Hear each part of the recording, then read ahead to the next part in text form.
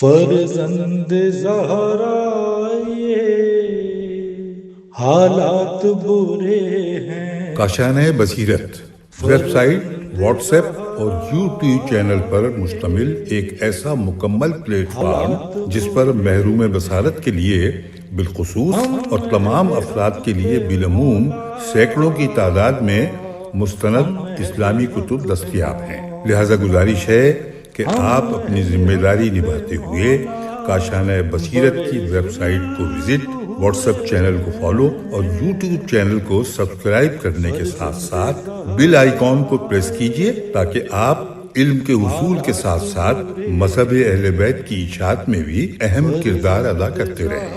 کاشانۂ بصیرت۔ حالات برے ہیں۔ السلام علیکم ورحمۃ اللہ وبرکاتہ۔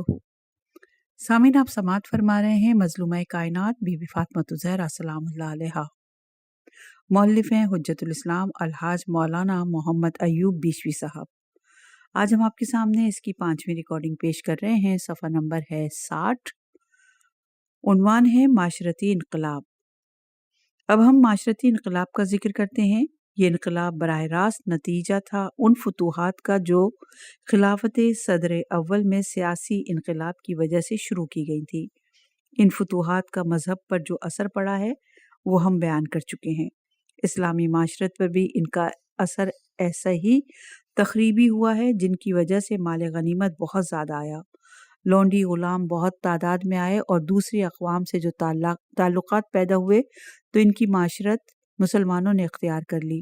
لونڈیوں اور غلاموں کی وجہ سے بھی ان کی طرز رہائش اور معاشرت میں نمایاں تبدیلیاں پیدا ہوئیں۔ نتیجہ یہ ہوا کہ عیش و عشرت میں رہنے لگے۔ زندگی کی سادگی جو اخلاق اور مذہب کی جان ہے یک لخت معدوم ہو گئی۔ مکہ اور مدینے میں گانے والیوں اور رقص کرنے والیوں کا مجمع ہو گیا۔ روم اور ایران سے شراب اور رقاصہ آنے لگیں۔ کچی اینٹوں کے بجائے سنگ مرمر کے مکان یک لخت شروع ہو گئے۔ لوگوں کے پاس بے شمار دولت آ گئی، جس پر حکومت کی نظر التفات ہو گئی۔ وہی لکھپتی بن گیا اور نظر التفات پر مبنی تھی کہ ان کی خدمات سیاسیہ پر، اور خدمت سیاسیہ یہ تھی کہ حکومت کو مضبوط کیا جائے اور اصلی حقداران حکومت کو لوگوں کی نظروں سے گرایا جائے اور ان کو اٹھنے نہ دیا جائے۔ اس پالیسی کے تحت جس نے جو مانگا وہ جاگیریں اسے دیں۔ اور یہ روایت ہے فتح البلدان بلازری صفحہ نمبر 6 پر، جس نے دعویٰ کیا ہے کہ اسے بغیر تحقیقات اور احادیث کی تلاش کے پلیٹیں بھر بھر کے زر و جواہرات اور مال غنیمت دیے گئے۔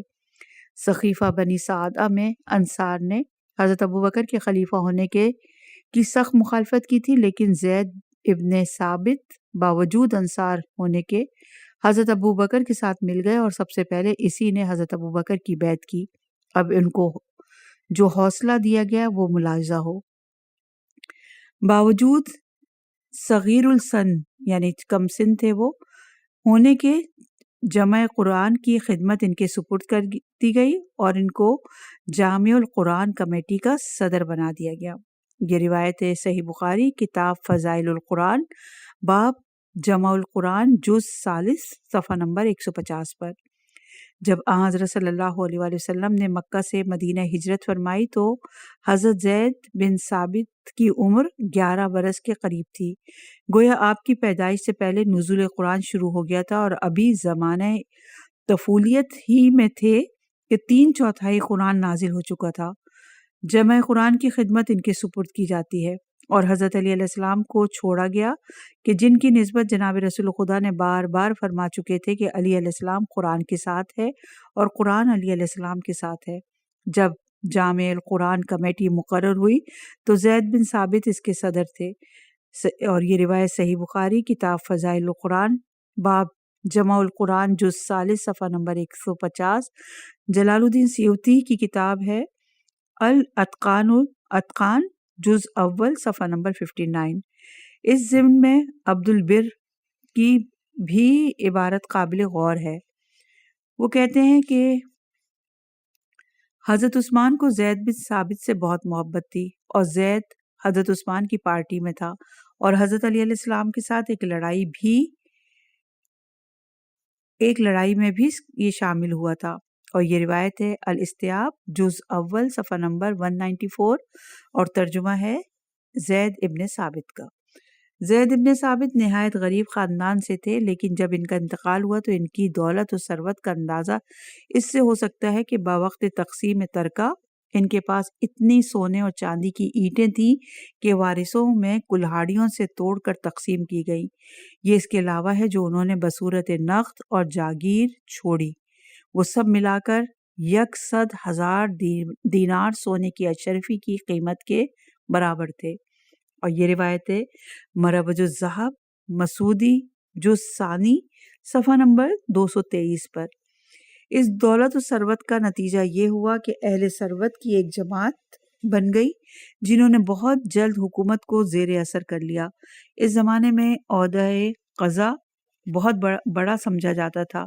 حضرت عمر اس حکم کے صادر کرنے پر مجبور ہو گئے کہ عہدہ قضا صرف اہل ثروت کو دیا جائے، جو شخص صاحب ثروت نہ ہو اس کو قاضی مقرر نہ کیا جائے، بلکہ ان کی غریبی اور مفلسی کی بنا پر عبداللہ ابن مسعود کو فصل قضایا سے روک دیا گیا۔ اور یہ روایت ہے الفاروق شبلی نعمانی کی صفحہ نمبر 2 اور حصہ دوم صفحہ نمبر ہے 59 پر اور 60 پر۔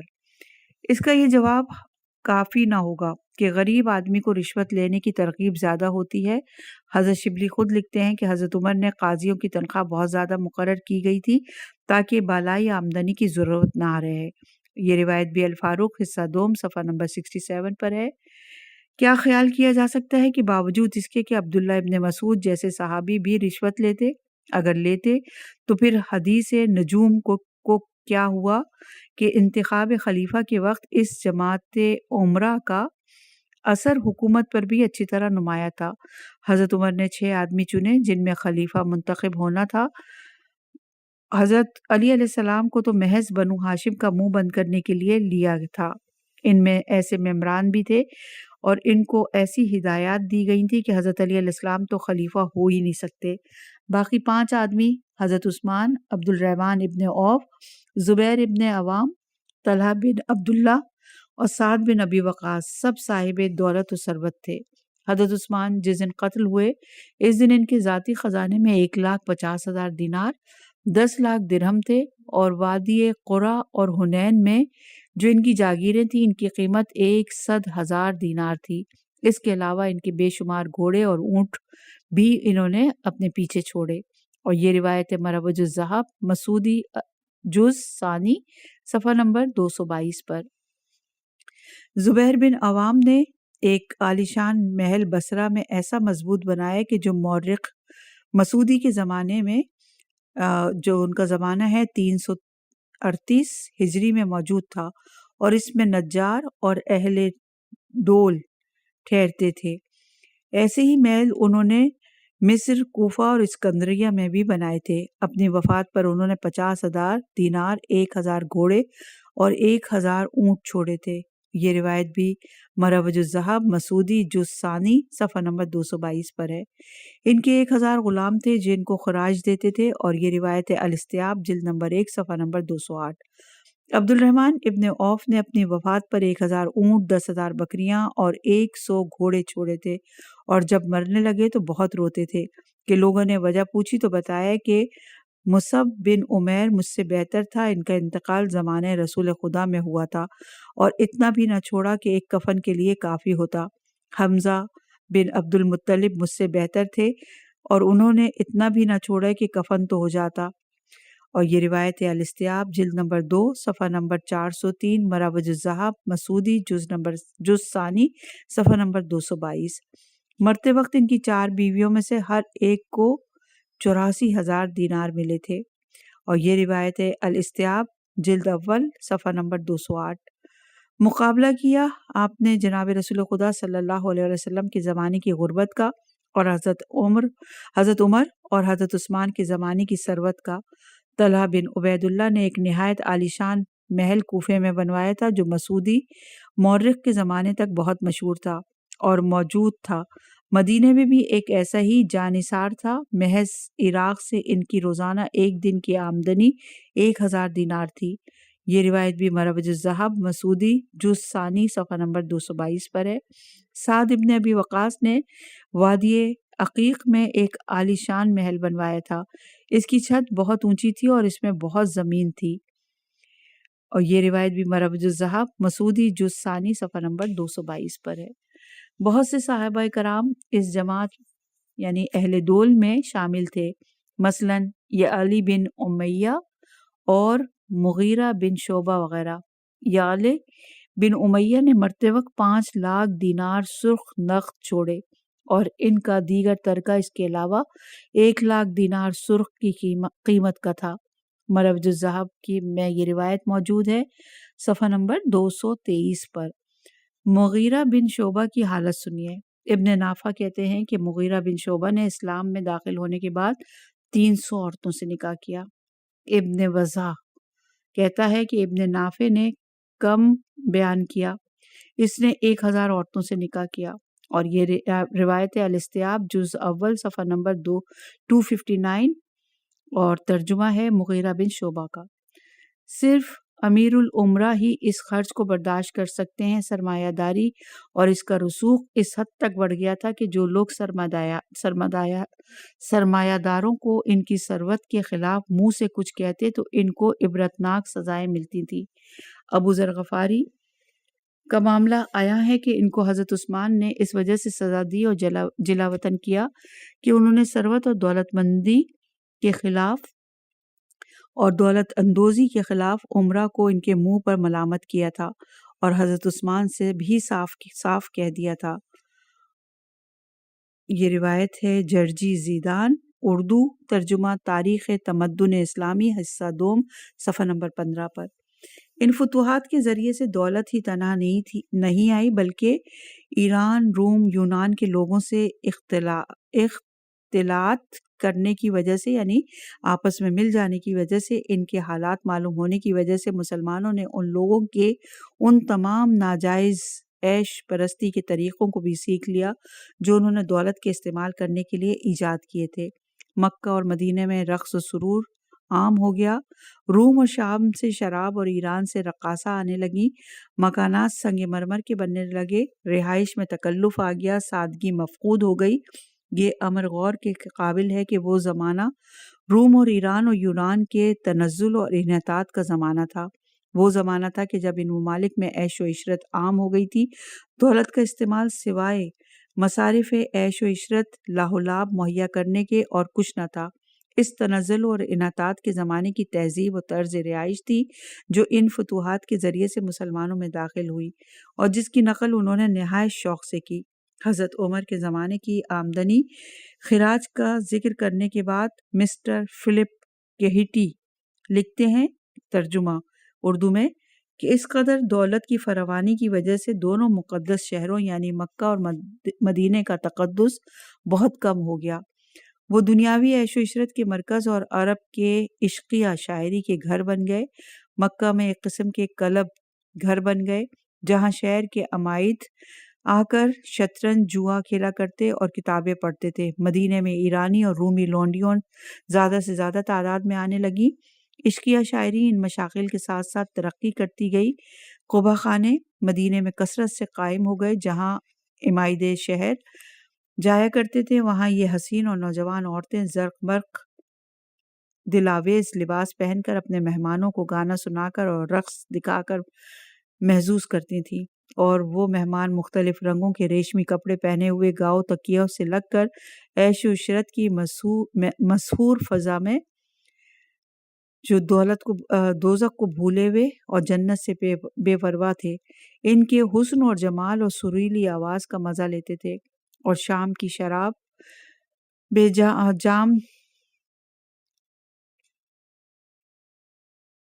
کی شراب جام میں چھلکتی تھی اور ان کے آگے آتی تھی، اور اس کو پیتے جاتے تھے، اور اس کے سرور میں ان کی خوشی کا پیمانہ بہت لبریز ہو جاتا تھا۔ مکہ اور مدینہ اور طائف میں اس قسم کی عورتوں کے بے شمار مکانات تھے، اور یہ روایت ہے ہیسٹی ہسٹوریٹی عرب 237 پر صفحہ نمبر ہے 65۔ عنوان ہے بی بی فاطمہ زہرا سلام اللہ علیہا کے گھر کا افلاس۔ فخر ہمیشہ سے رسول اللہ صلی اللہ علیہ وآلہ وسلم اور ان کے خلیفہ کا طرۂ امتیاز رہا ہے۔ اکثر معتبر روایات سے ثابت ہوتا ہے کہ آن حضرت بسبب شدت گرسنگی کے پیٹ پر پتھر باندھ لیا کرتے تھے۔ جنگ احزاب میں اس روایت کو خاص طور سے نقل کیا گیا کہ حضرت علی علیہ السلام کے خاندان پر اکثر فاقے گزرتے تھے۔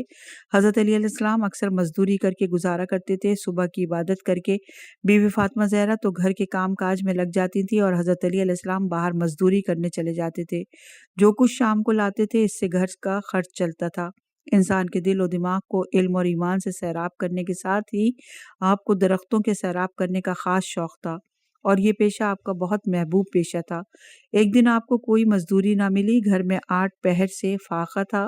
شام کے وقت ایک تاجر کے اونٹ آئے، اسے اسباب اتارنے کے لیے ایک مزدور کی ضرورت تھی۔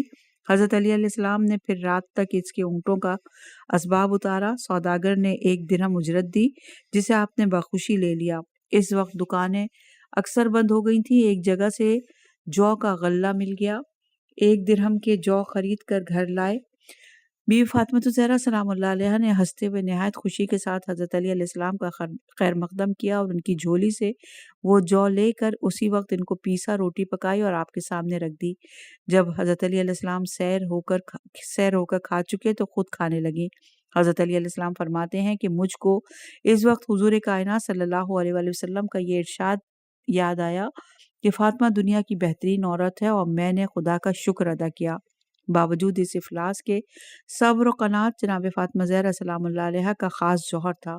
ایک دفعہ کا ذکر ہے کہ حضرت علی علیہ السلام نے فرمایا کہ اگر جو کچھ موجود ہے تو مجھے کھانے کو دو، لیکن گھر میں کچھ موجود نہ تھا۔ حضرت علی علیہ السلام باہر تشریف لائے تو کچھ کھانے کا انتظام کریں۔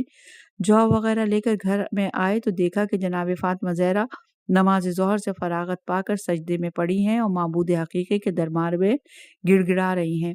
باوجود اس فخر و فاقہ کے بی بی فاطمہ زہرا سلام اللہ علیہا نے کبھی اپنے شوہر سے کوئی سوال نہ کیا۔ ایک دفعہ کا ذکر کہ حضرت علی علیہ السلام نے دریافت کیا کہ کھانے کے لیے کچھ سامان گھر میں ہے یا نہیں۔ جناب سیدہ فاطمہ زہرا نے کہا آج تیسرا روز ہے کہ گھر میں 1 دانہ جو تک کا نہیں۔ حضرت علی نے کہا پھر آپ نے مجھ سے کیوں نہ کہا؟ جواب دیا مجھ کو میرے باپ نے رخصتی کے وقت نصیحت کی تھی کہ میں کبھی بھی کوئی سوال کر کے آپ کو شرمندہ نہ کروں۔ امام غزالی احیاء القلوب جلد نمبر 3 میں تحریر کرتے ہیں کہ ایک دفعہ جناب فاطمہ زہرا سلام اللہ علیہا بیمار ہو گئیں۔ جناب رسول خدا عمران بن حسین صحابی کو لے کر عبادت کے لیے دروازے پر تشریف لائے۔ دستک دی اور اندر آنے کی اجازت چاہیے۔ فرمایا کہ میرے ہمراہ ایک صحابی عمران بن حسین بھی ہے۔ بی فاطمہ نے عرض کی کہ میرے پاس صرف ایک ہی عبا ہے، اس کے سوا کوئی اور کپڑا نہیں۔ حضرت صلی اللہ علیہ وآلہ وسلم نے فرمایا اس سے بدن ڈھانک لو۔ فاطمہ نے عرض کی بدن ڈھانک جائے گا تو سر کھل جائے گا، یہ عبا سر اور بدن کے لیے کافی نہیں۔ حضرت نے پرانی چادر اپنی بیٹی کی طرف پھینک دی اور فرمایا کہ اس سے سر ڈھانک لو۔ جناب فاطمہ نے ایسے ہی کیا اور اندر آنے کی اجازت دی۔ حضرت نے اندر جا کر حال پوچھا۔ بی بی معصومہ نے عرض کی کہ شدت درد سے بے چین ہوں، اور اس پر یہ کہ گھر میں کوئی چیز موجود نہیں، بھوک نے مجھے نڈھال کر رکھا ہے۔ حضرت نے فرمایا کہ گھبرانے کی کوئی بات نہیں۔ آپ نے اپنا ہاتھ ان کے پیٹ پر رکھ کر فرمایا کہ تم جنت کی عورتوں کی سردار ہو، اور یہ روایت خاتون جنت صفحہ نمبر 131 پر۔ امام حسن علیہ السلام فرماتے ہیں کہ ایک روز ایک وقت کے بعد ہم سب کو کھانا نصیب ہوا۔ حضرت علی اور ہم دونوں بھائیوں نے کھانا کھا لیا۔ ابھی والدہ صاحبہ نے کھانا نہیں کھایا تھا، ابھی پہلا نوالا توڑا ہی تھا کہ دروازے پر ایک سائل نے آواز دی، بنت رسول کو سلام کیا، میں 2 وقت کے فاقے سے ہوں، میرا پیٹ بھر دو۔ جناب سیدہ نے فوراً کھانے سے ہاتھ کھینچا اور مجھ سے کہا کہ جاؤ کھانا سائل کو دے دو۔ میں نے ایک ہی وقت نہیں کھایا، اسے تو 2 وقت کا فاقہ ہے۔ صفحہ نمبر 67۔ عنوان ہے فضیلت تسبیح زہرا سلام اللہ علیہا۔ تسبیح فاطمہ زہرا سلام اللہ علیہا کی فضیلت کی حدیثیں بہت زیادہ بیان ہوئی ہیں۔ امام جعفر صادق علیہ السلام سے منقول ہے کہ ہم بچوں کو جناب فاطمہ زہرا کی تسبیح کا حکم دیتے ہیں جس طرح کہ ہم حکم دیتے ہیں کہ نماز کا، لہٰذا اس کو ترک نہ کرو۔ جو شخص اسے ہمیشہ پڑھتا رہے گا وہ شقی اور بدبخت نہ ہوگا۔ اور یہ ہے روایت مفاتح صفحہ نمبر 68 پر۔ دیگر معتبر روایتوں میں وارد ہوا ہے کہ خداوند عالم نے قرآن مجید میں جسے ذکر کثیر کہا ہے وہ تسبیح بی بی فاطمہ زہرا سلام اللہ علیہا ہے، اور جو شخص ہر نماز کے بعد اس کی پابندی کرے اس نے خدا کو بہت یاد کیا، اور اس سے یہ آئے کہ وہ ذکر اللہ ذکرن کثیرہ پر عمل کیا۔ اور یہ روایت بھی مفاتح صفحہ نمبر 69 میں ہے، اور معتبر سند کے ساتھ امام محمد باقر علیہ السلام سے مروی ہے کہ جو شخص تسبیح فاطمہ زہرا کو پڑھے اور اس کے بعد استغفار کرے تو خدا اس سے بخش دے گا، اور زبان پر تو تسبیح ہے لیکن عمل کے ترازو میں 1000 کا ثواب ہے، اور وہ تسبیح شیطان کو دور کرتی ہے اور خدا کو راضی کرتی ہے۔ یہ روایت بھی ہے مفاتح صفحہ نمبر 70 پر، اور صحیح سندوں کے ساتھ امام جعفر صادق علیہ السلام سے منقول ہے کہ جو شخص تسبیح فاطمہ زہرا سلام اللہ علیہا کو نماز کے بعد پڑھے قبل اس کے کہ پیروں کو نماز کی حالت سے تبدیل کرے تو وہ بخشا جاتا ہے اور جنت اس کے لیے واجب ہو جاتی ہے۔ یہ روایت بھی مفاتح کی صفحہ نمبر 71 پر ہے، اور دوسری معتبر حدیث میں ذکر فرمایا کہ تسبیح فاطمہ زہرا کا پڑھنا میرے نزدیک بہتر ہے اس سے کہ روزانہ 1000 رکعت نماز پڑھی جائے۔ یہ بھی مفاتح کی صفحہ نمبر 71 پر ہے یہ روایت، اور معتبر روایت میں امام محمد باقر علیہ السلام سے مروی ہے کہ اللہ کی عبادت تسبیح و تمجید تسبیح زہرا سے بہتر نہیں کی گئی، اور اگر کوئی چیز اس سے بہتر ہوتی تو رسول خدا صلی اللہ علیہ وآلہ وسلم اس کو بی بی فاطمہ زہرا کو عطا کرتے، اور اس کی فضیلت میں احادیث اس سے زیادہ ہیں کہ اس کتاب میں بیان کی جا سکیں، اور اس کی کیفیت کے بارے میں حدیثوں میں اختلاف ہے۔ زیادہ مشہور اور ظاہر یہ ہے کہ 34 مرتبہ اللہ اکبر اور 33 مرتبہ الحمدللہ اور 33 مرتبہ سبحان اللہ، اور بعض روایتوں میں سبحان اللہ الحمدللہ سے پہلے وارد ہوئی ہے، اور بعض علماء نے اسے جمع کیا اس طرح کہ نماز کے بعد پہلے سے طریقے پڑھے اور سونے کے لیے جانے کے وقت دوسرے طریقے سے پڑھے۔ ظاہر یہ ہے کہ مطلقاً پہلا طریقہ مشہور اور بہتر ہے، اور سنت یہ ہے کہ تسبیح کو تمام کرنے کے بعد ایک مرتبہ لا الہ الا اللہ بھی پڑھے، اور یہ روایت مفاتح صفحہ نمبر 73 پر۔ امام جعفر صادق علیہ السلام سے مروی ہے کہ جو شخص نماز واجب کے بعد تسبیح فاطمہ زہرا کو پڑھے اور اس کے بعد ایک مرتبہ لا الہ الا اللہ پڑھے تو خدا اس کو بخش دے گا، اور بہتر یہ ہے کہ امام حسین علیہ السلام کی تربت کی مٹی پر اسے پڑھے، اور تمام لوگوں کے لیے مستحب ہے کہ ہمیشہ تسبیح شریف اپنے ساتھ رکھے، ہمیشہ تسبیح اپنے ساتھ رکھنا مستحب ہے اور تمام بلاؤں کے لیے حرص اور بے حد ثواب کا باعث ہے۔ اور یہ روایت بھی مفاتح صفحہ نمبر 74 پر ہے، اور منقول ہے کہ پہلے بی بی فاطمہ زہرا سلام اللہ علیہا نے اس کا دھاگا بٹا تھا اور اس پر گرہ لگائی تھی اور اس پر تسبیح پڑھتی تھی، یہاں تک کہ جب حضرت حمزہ بن عبد المطلب شہید ہو گئے تو جناب فاطمہ نے ان کی قبر کی مٹی لی اور اس سے تسبیح بنائی اور اس پہ پڑھنے لگی، اور لوگوں نے بھی ایسا ہی کیا۔ اور جب سید الشہداء امام حسین علیہ السلام شہید ہو گئے تو سنت ہوا کہ ان کی قبر کی مٹی سے تسبیح بنائیں اور اس پر ذکر کریں۔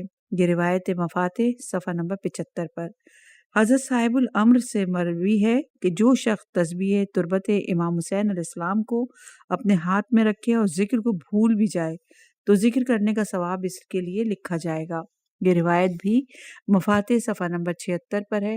امام جعفر صادق علیہ السلام سے منقول ہے کہ خاک تربت امام حسین علیہ السلام کی تسبیح ذکر کرتی ہے اور تسبیح کہتی ہے بغیر اس کے کہ آدمی کچھ کہے، اور فرمایا کہ ایک ذکر یا استغفار جو اس پر کیا جائے وہ 70 ذکروں کے برابر ہے جو دوسری چیز پر کیے جائیں گے، اور اگر بغیر ذکر کے بھی اس کو گھماتا رہے تو ہر دانے کے مقابلے میں 7 تسبیح پڑھنے کا ثواب اس کے واسطے لکھا جائے گا۔ یہ بھی روایت مفاتح صفحہ نمبر 76 پر ہے۔ صفحہ نمبر 69 ہے، عنوان ہے تسبیح فاطمہ زہرا سلام اللہ علیہا۔ شیخ صدوق علیہ الرحمہ نے کتاب العلل میں اور دیگر مورخین نے اپنی اپنی اسانید کے ساتھ حضرت علی علیہ السلام سے روایت کی ہے کہ حضرت علی علیہ السلام فرماتے ہیں جناب فاطمہ زہرا سلام اللہ علیہا کے سینے پر پانی کی مشق اٹھاتے اٹھاتے گٹھل بن گیا تھا اور ہاتھوں میں چکی پیستے پیستے آبلے پڑ گئے تھے۔ خود ہی جناب فاطمہ زہرا گھر میں جھاڑو دیا کرتی تھیں، یہاں تک کہ آپ کے کپڑے گرد آلود ہو جاتے تھے۔ خود ہی آگ چولہے پر روشن کرتی تھی، یہاں تک کہ دھوئیں سے آپ کے کپڑے کالے ہو جاتے۔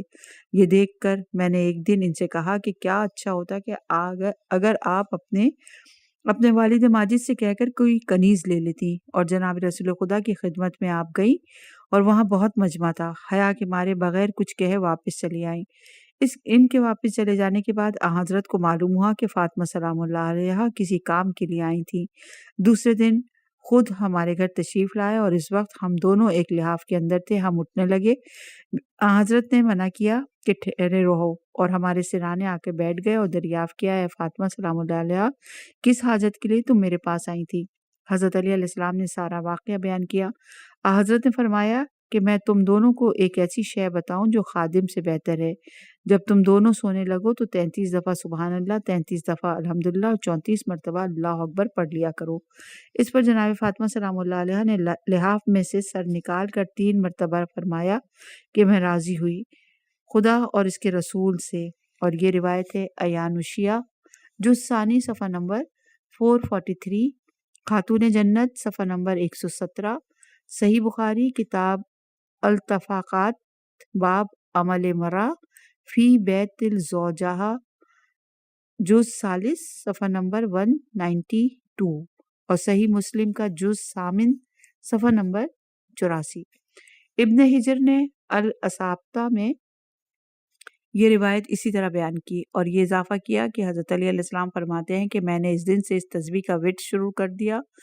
ابن القع نے پوچھا کہ کیا صفین کی رات کو بھی؟ حضرت علی نے فرمایا کہ اے اہل عراق، خدا تمہیں غارت کرے، ہاں صفین کی رات کو بھی نہیں چھوڑا۔ المستدرک کل الصحیل جز ثالث صفحہ نمبر 151 اور 102 پر یہ روایت موجود ہے۔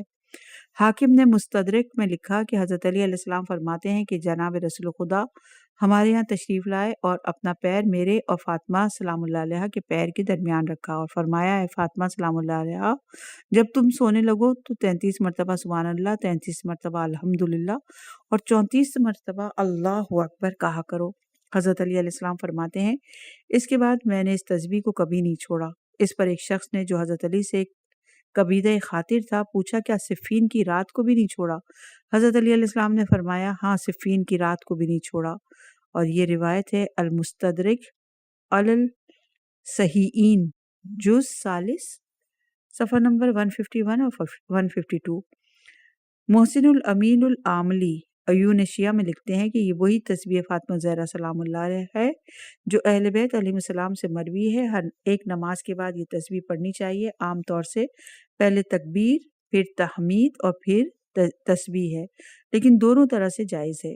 ابن شہر عاشوب نے مناقب میں لکھا کہ جب حضرت صلی اللہ علیہ وآلہ وسلم کے پاس بہت سی کنیزیں آئیں اور جناب فاطمہ زہرا نے ان سے اپنے لیے خادمہ طلب کی تو حضرت نے فرمایا، میں تو ان کنیزوں کو فروخت کر کے ان کی قیمت کو اہل صفہ پر خرچ کروں گا۔ اور جناب فاطمہ زہرا سلام اللہ علیہ کو تسبیح تعلیم کر کے آئے تو یہ آیت نازل فرمائی۔ سورہ نمبر 7 ہے اور آیت نمبر 28 ہے۔ سورہ اعراف کی آیت نمبر 28۔ ترجمہ ہے، جب تو ان سے منہ پھیرے اس امید پر کہ تجھے خدا کی طرف سے رحمت نازل ہو تو ان سے آسانی کی بات کہہ۔ تو جناب رسول خدا صلی اللہ علیہ وآلہ وسلم نے بیوی فاطمہ زہرا سلام اللہ علیہ کو خدمت کے لیے ایک لونڈی دی اور اس کا نام فضہ رکھا۔ اور یہ روایت ہے عیون شیعہ جز ثانی صفحہ نمبر 443، مناقب ابن شہر عاشوب جز رابعہ یعنی چوتھا رجز اور صفحہ نمبر 14۔ ایک دفعہ جناب رسول خدا جناب فاطمہ زہرا کے گھر تشریف لائے، دیکھا کہ ایک پردہ رنگین دروازے پر لٹکا ہوا ہے۔ بیوی فاطمہ زہرا کے ہاتھ میں چاندی کے 2 کنگن تھے، ایک روایت میں ہے کہ گلے میں چاندی کی زنجیر تھی۔ آپ یہ دیکھتے ہی واپس چلے گئے۔ جناب فاطمہ زہرا کو بہت ملال ہوا جب آپ نے وہ دونوں چیزیں جناب رسول خدا کی خدمت میں بھجوا دیں اور حضرت نے ان کو اصحاب صفہ کے اوپر خرچ کیا تو ایک روایت میں ہے کہ جناب فاطمہ زہرا نے ان کی قیمت سے ایک غلام خرید کر آزاد کر دیا۔ جب رسول خدا کو یہ معلوم ہوا کہ حضرت بڑے خوش ہوئے اور فرمایا کہ سب تعریف خدا کے لیے ہے جس نے فاطمہ زہرا کو نار جہنم سے نجات دی۔ اس روایت کو حاکم نے مستدرک میں نقل کیا، اور سید محسن الامینی نے اپنی کتاب عیون شیعہ جز ثانی صفحہ نمبر 431 پر مستدرک کے حوالے سے نقل کیا، لیکن مستدرک کی روایت میں صرف چاندی کی زنجیر کا ذکر ہے، رنگین پردے کو اس کے ساتھ محمد دین صاحب نے اپنی کتاب خاتون جنت میں ذکر کیا، اور نیز عیون شیعہ جز ثانی صفحہ نمبر 444 میں بھی اس کا ذکر کیا۔ فاطمہ شامیہ ملک شام کے ایک امیر کبیر کی لڑکی تھی، نہایت دیندار، عبادت گزار، کتب مقدسہ سماویہ کی عالمہ، علم نجوم سے واقف تھی۔ جب ان کو معلوم ہوا کہ حضرت خاتم النبیین صلی اللہ علیہ وآلہ وسلم کی ولادت کا وقت قریب آ گیا ہے تو وہ مکہ معظمہ میں تشریف لائیں، اور ایک دن عبداللہ ابن عبد المطلب سے ملاقات ہوئی۔ ان کی پیشانی پر علامت نور دیکھ کر نکاح کی درخواست کی۔ انہوں نے جواب دیا، بلا اجازت اپنے والد کے میں کچھ جواب نہیں دے سکتا۔ کچھ دنوں بعد جب عبداللہ کی شادی بی بی آمنہ بنت وہب سے ہو گئی اور نور نبوت صلب عبداللہ سے شکم آمنہ میں منتقل ہو گیا، تو پھر عبداللہ اپنے والد کی اجازت حاصل کر کے فاطمہ شامیہ کے مکان پر گئے اور نکاح کی درخواست کی۔ انہوں نے جواب دیا کہ وہ نور جس کے اشتیاق میں نے اتنی دور کا سفر اختیار کیا تھا آپ کے پاس نہیں رہا۔ اب مجھے کسی دنیاوی غرض کے لیے شادی کی ضرورت نہیں۔ جناب فاطمہ زہرا سلام اللہ علیہا تقریباً 10 سال کی تھیں تو یہ فاطمہ شامیہ آپ سے ملنے آئیں اور شام سے بہت سے تحائف، زیورات اور جواہرات، میوے، کپڑے اور کھانے کی چیزیں اپنے ساتھ لائیں۔ دختر رسول نے نہایت محبت اور خوش اخلاقی سے ان کا خیر مقدم کیا۔ جب وہ تحائف فاطمہ شامیہ نے آپ کی خدمت میں پیش کیے تو آپ نے ان سے اجازت لے کر وہ سب اسلام کے امور کے لیے دے دیے، اور کھانے پینے کی چیزیں اور کپڑے ان مسلمانوں کی نظر کر دیے جو خدمت اسلام میں سر وقف رہتے تھے۔ فاطمہ شامیہ پیغمبر زادی کے اس ایثار اور سیر چشمی سے بہت متاثر ہوئی اور آپ کو سینے سے لگا لیا۔ بی بی فاطمہ زہرا سلام اللہ علیہ کی چادر میں 12 سے زیادہ پیوند لگے ہوئے تھے۔ اسی طرح حضرت علی علیہ السلام کا لباس پیوندوں سے بھرا ہوا تھا۔ بچے سو جاتے تھے تو آپ ان کو پنکھا جھلتی تھیں اور قرآن شریف کی تلاوت فرمایا کرتی تھیں۔ جب چکی پیستی تھی تو بچوں کو گود میں لے لیتی تھی کیونکہ کوئی اور بہلانے والا نہیں ہوتا۔ بسا اوقات حضرت علی علیہ السلام بھی جناب فاطمہ زہرا کے ساتھ اس چکی کی مشقت میں شریک ہو جاتے۔ بی بی فاطمہ زہرا کی چکی چلانے کی آواز کانوں میں آتی تھی۔ آپ بے اختیار ہو کر دعا مانگتے تھے کہ بار الہ فاطمہ سلام اللہ علیہا کو اس ریاضت اور قناعت کا اجر دے اور اسے حالت فخر میں ثابت قدم رہنے کی توفیق عنایت فرما۔ حسن بصری کہتے ہیں کہ اس امت میں فاطمہ زہرا سے زیادہ کسی نے عبادت نہیں کی، راتوں کو نماز میں اتنی کھڑی رہتی کہ پاؤں پر ورم پڑ جاتا۔ یہ روایت عیون شیعہ جز ثانی صفحہ نمبر 29، خاتون جنت دین صفحہ نمبر 135، مناقب ابن شہر عاشوب جز ربع صفحہ نمبر 14۔ یہ تھے وہ لوگ جن کے رنگ و پے میں ایمان سرایت کر گیا تھا۔ ان کو حشر اور نشر قیامت کا عین الیقین تھا جس نے دنیا کو ان کی آنکھوں میں ہیج کر دیا تھا۔ انہوں نے دنیا کو محض عقبہ کے حصول کے ذریعے سے زیادہ درجہ نہیں دیا۔ ان کے نزدیک عقبہ کی زندگی اصل زندگی تھی۔ دنیا کے عیش و عشرت سے ان کو اتنی ہی نفرت تھی جتنی کسی دنیا دار کو فقر و فاقے سے۔ انہوں نے اصلی اسلام سیکھا، انہوں نے ان کی طرف رجوع کی۔ وہ لوگ جو دنیا کے عیش و عشرت کی طرف گئے انہوں نے اسلام کو اپنے مقصد کا ذریعہ بنایا۔ دونوں جماعتوں نے اپنا اپنا مقصد حاصل کر لیا۔ دنیا کے چاہنے والوں کو دنیا مل گئی، عقبہ کے چاہنے والوں کو عقبہ مل گئی۔ ہم بلا خوف و تردید کہتے ہیں کہ یہ اہل بیت محمد صلی اللہ علیہ وآلہ وسلم جناب رسالت مآب صلی اللہ علیہ وآلہ وسلم کی کار نبوت میں شریک اور ان کا بوجھ اٹھانے والے تھے۔ اس شرکت کے یہ معنی نہیں کہ یہ پانچوں نبی یا